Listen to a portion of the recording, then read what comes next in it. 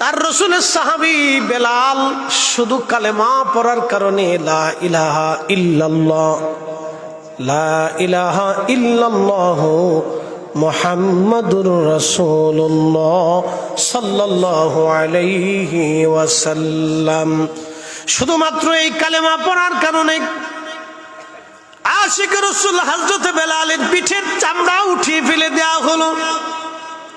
যদি কোনোদিন আরবে যান আপনি দেখবেন আল্লাহু আকবার, প্রচন্ড গরম।